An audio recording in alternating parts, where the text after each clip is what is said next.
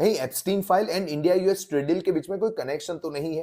क्योंकि जैसे Epstein file release होती है, बड़े बड़े लोगों के नाम सामने आने लगते हैं, पता नहीं अचानक से इंडिया एंड यूएसए के बीच में ट्रेड डील हो जाती है। तो कहीं इंडियन गवर्नमेंट को एप्स्टीन फाइल से कोई डर तो नहीं है, जिसकी वजह से हमें यूएस के साथ ट्रेड डील साइन करनी पड़ी एंड हमें यूएसए की सारी शर्तों के सामने झुकना पड़ा? आखिरकार इस बात में कितनी सच्चाई है, आइए जानते हैं। सो मैं यहाँ पर किसी भी पॉलिटिकल पार्टी को सपोर्ट नहीं कर रहा, लेकिन जो बात सच है वो आपके साथ शेयर होनी बहुत ज्यादा जरूरी है। सो अभी हर जगह पे ये बताया जा रहा है कि रिसेंटली जो इंडिया यूएस की जो ट्रेड डील हुई, उसमें इंडिया को यूएसए के पास से $500 बिलियन के technology, coal and defence equipments खरीदने पड़ेंगे। पर ये बात 100% गलत है, क्योंकि ये जो $500 बिलियन की जो ये डील है ना, ये कोई वन साइडेड डील नहीं है, बल्कि ये मल्टी ईयर बायलैटरल डील है। मतलब कि ये $500 बिलियन की वैल्यू की जो प्रोडक्ट्स है, जो सामान है, वो इंडिया एंड यूएसए एक दूसरे के पास से खरीदेंगे, जिसमें यूएसए इंडिया के पास से IT services, textile and pharma products खरीदेगा। उसके सामने इंडिया यूएसए के पास से oil, defence equipments and aircraft खरीदेगा। इनफैक्ट ऑनलाइन ऐसा भी बताया जा रहा है कि इंडिया ने यूएसए के लिए एग्रीकल्चरल एंड डेयरी प्रोडक्ट्स के लिए मार्केट ओपन कर दिया है। मतलब कि अब इंडिया में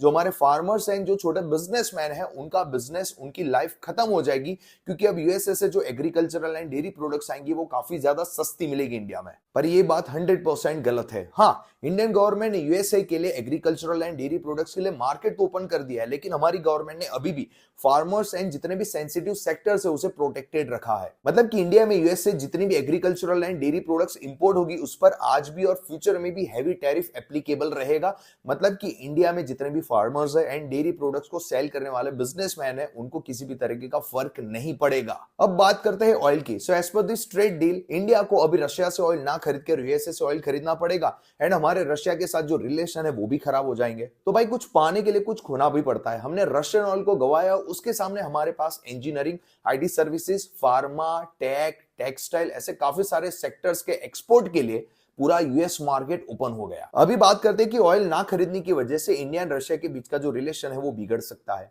सो अभी मैं आपको बता दूं कि इंडिया काफी अच्छी तरीके से जानता है कि रशिया हमारे लिए कितना ज्यादा इंपॉर्टेंट है। सो क्या आपको सच में लगता है कि हमारी इंडियन गवर्नमेंट यूएसए के साथ रिलेशन अच्छे बनाने के चक्कर में रशिया के साथ रिलेशन बिगाड़ेगी? भाई, मुझे तो ऐसा नहीं लगता। ऊपर काफी बड़े प्लेयर्स बैठे, they know how to play the game. So अगर मैं सारी बातों को कंक्लूड करूं तो क्या एप्स्टीन फाइल का यूएस इंडिया ट्रेड डील के साथ रिलेशन है? बिल्कुल भी नहीं। इसका कोई क्रेडिबल एविडेंस नहीं है कि एप्स्टीन फाइल की वजह से इंडिया यूएस की ट्रेड डील हुई है। अभी गाइस, आपका क्या कहना है मुझे नीचे कमेंट सेक्शन में जरूर बताएं। ऐसी इंफॉर्मेटिव फाइनेंशियल अपडेट्स के लिए अभी फॉलो करें स्मिथ ठक्कर को।